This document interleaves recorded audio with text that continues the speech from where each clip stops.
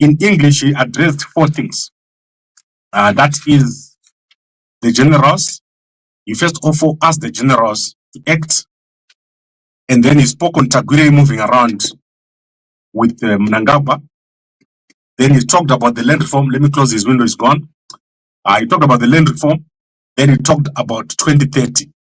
So he talked about 4 things, and then he reiterated on Zvigananda, the fact that Zvigananda are getting more and more corrupt and more powerful. So those are the 5 things.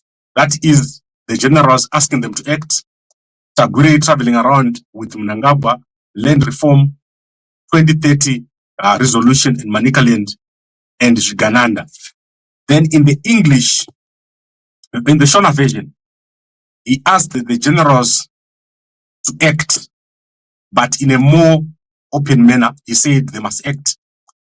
Then he went into a long description on the history of the liberation struggle and why Mnangagwa must be made to leave. And then he went into detail about certain people, so certain war veterans, Sitole, all those people in the past, Chiwenga. So he went into detail about those people.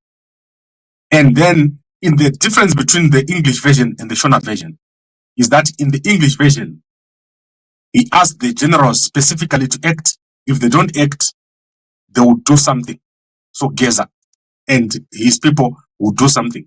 In the English version, he restrained himself to saying they are organizing for Manicaland and something is going to happen, they will be there. So he didn't say much, but in the Shona version, he gave more detail, or that if the generals don't act, action will be taken by the war veterans and other people. So I think it's clear the issue of Chiwenga is at the center of his address, both in English and in Shona. And also the 2030 agenda is a big problem, because we are exactly 30 days from the ZANU-PF Annual People's Conference, which will be held on the 13th of October to the 18th of October. So you must understand why this is happening now. There are 2 agendas. What happens to Mnangagwa's succession? So this is about Mnangagwa's succession, and Geza has now moved from general talk.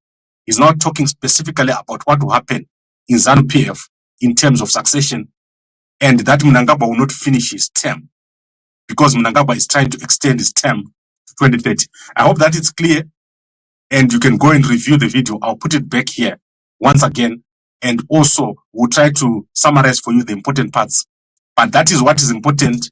As I said, the 5 points which are very important, which is the generals, they must act, the attack on Chiwenga, Tagwirei moving around with Mnangagwa, land reform, land being sold or privatized, 2030 agenda, and Zvigananda getting more corrupt. And that is the theme of what Geza was saying. I would like to thank all of